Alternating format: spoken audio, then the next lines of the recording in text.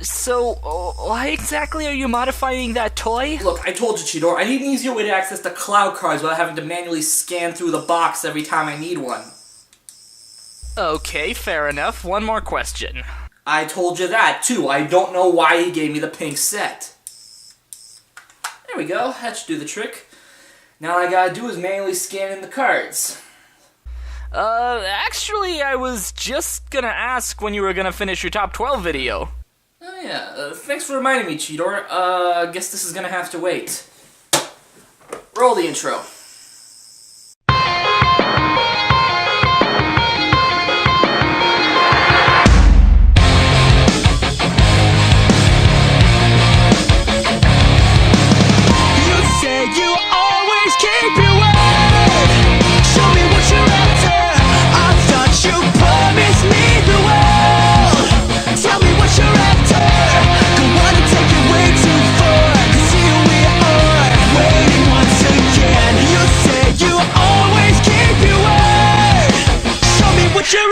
Just a little faster.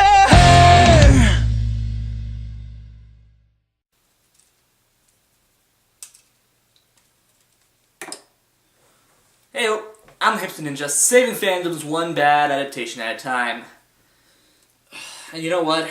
After being forced to sit through that god-awful excuse of a trilogy, the other god-awful excuse of a trilogy, that's better.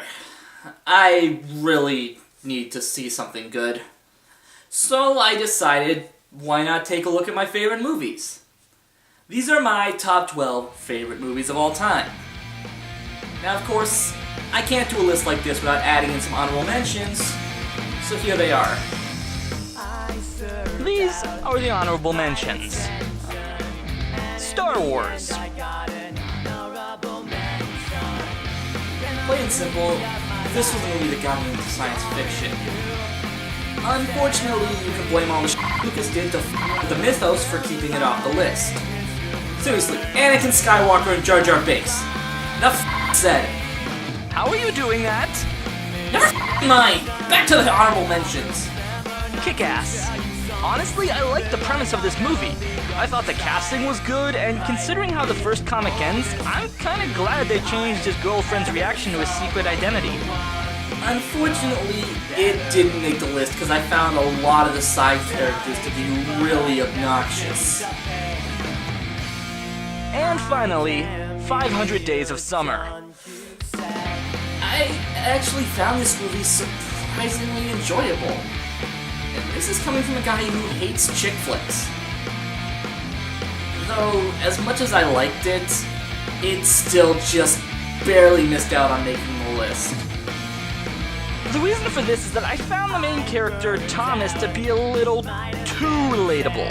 To the point where I wanted to reach into my TV and bitch slap him over and over again for being so stupidly naive. So now we have all that crap out of the way, let's dive in with... Number 12. The Amazing Spider-Man. Now I know that other Spider-Man fans will probably come complaining, asking why I didn't choose the first two Spider-Man movies over this one, and the answer is quite simple. Spider-Man 3 ruined the series for me. And to be fair, this movie felt a lot more like the Spider-Man that I grew up watching, with funny one-liners like, You know, in the future, if you're gonna steal cars, don't dress like a car thief, man. decent drama, Though there were moments that may have been ruined by the fact that the first Spider-Man movie came out 10 years earlier. and, well, it wouldn't be a Marvel movie without some kind of cameo from the man himself, Stan Lee. So, if I like it so much, why is it at number 12? Well, the casting. While it's in my humble opinion that Andrew Garfield's performance is head and shoulders above Tobey Maguire's, and most of the side characters, including Gwen Stacy, were rather entertaining to watch, I found that some of the choices just didn't work out. Particularly Sally Field as Aunt May and Martin Sheen as Uncle Ben. they really didn't seem to have the same knowledge or believability that Rosemary Harris or Cliff Robertson did in the original trilogy. Other than that, I thoroughly enjoyed it. Now, if only we could find a way to fit Bruce Campbell back into the story. Number 11. The Hunger Games. Before this, I had my doubts that any movie based on a series of books could be as amazing as the Harry Potter or Lord of the Rings movies. Who sadly didn't quite make the cut either, but I do chalk them up as honorable mentions. Specifically, Fellowship of the Ring and Deathly Hallows Part 1 and 2. If you remember back in my Percy Jackson review, I stated that Jennifer Lawrence would make a far superior Annabeth to the afterthought that was Alexandra Daddario. Honestly, all you have to do is watch the movie and find out why. Hell, even Josh Hutcherson, an actor I really don't care for, put in a decent performance here. And as for the upcoming sequel, Catching Fire, well, all I have to say is, may the odds forever be in your favor. Number 10. Scream.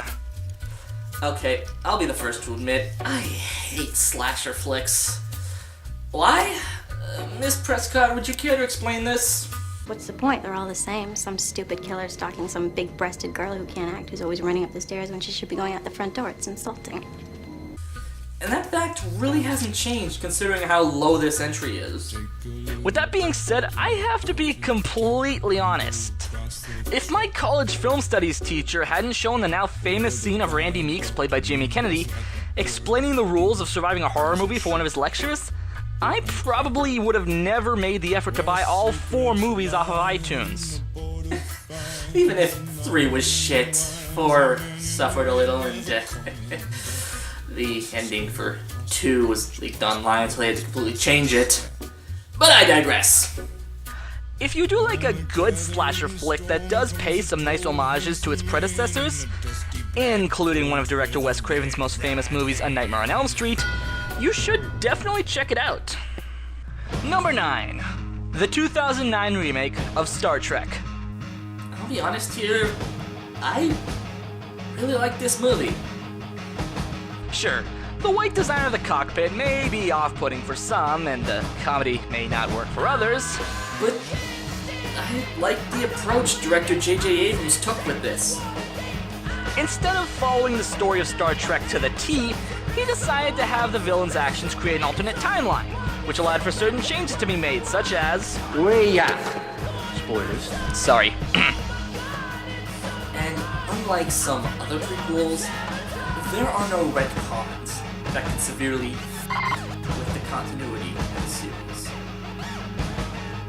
That's right, I went there. Number 8. Iron Man. This movie, to quote a fellow Canadian, unquestionably reeks with awesomeness. For one thing, this was the movie that kicked off the build-up for the Avengers. It also introduces us to S.H.I.E.L.D., the badassness that was Phil Coulson, Samuel L. Jackson's Nick Fury, and the picture-perfect casting of Robert Downey Jr. as Tony Stark. Unfortunately, some problems with Jon Favreau's directing style, as well as the obvious twist of who the actual villain was, kept this movie from being anything crazy fantastic. Number 7. X2 XMen United. Yep, another movie based on a franchise from the Marvel Universe. This movie was a fantastic sequel, not only continuing storylines from the first movie, Specifically, Logan's amnesia, Rogue's inability to get close to anybody, and they even mentioned the Liberty Island incident from the first movie several times. but making the stakes even higher with the introduction of Colonel William Stryker and his plot to eradicate mutants from the planet, while hinting at Wolverine's origins, which will later lead to a disappointing sequel that will make everyone's favorite badass look like a total bitch. And trust me, its day will come.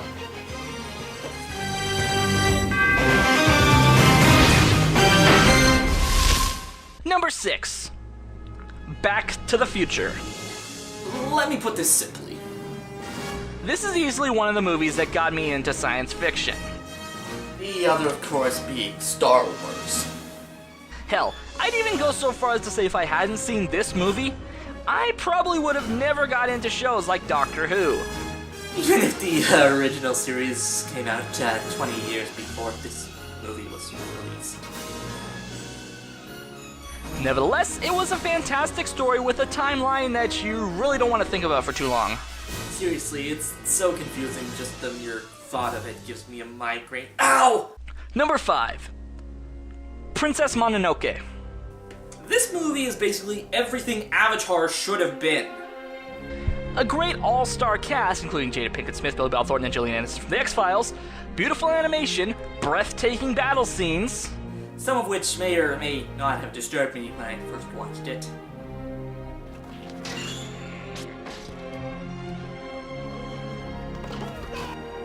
And, most importantly, taking a more original route with a classic story.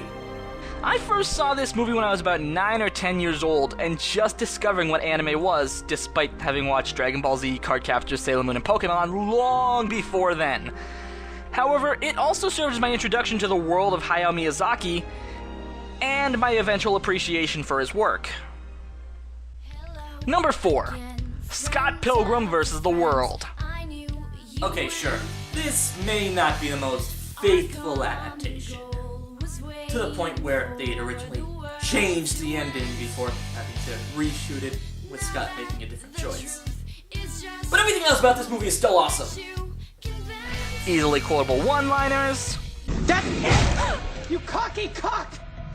You'll pay for your crimes against humanity! picture-perfect casting,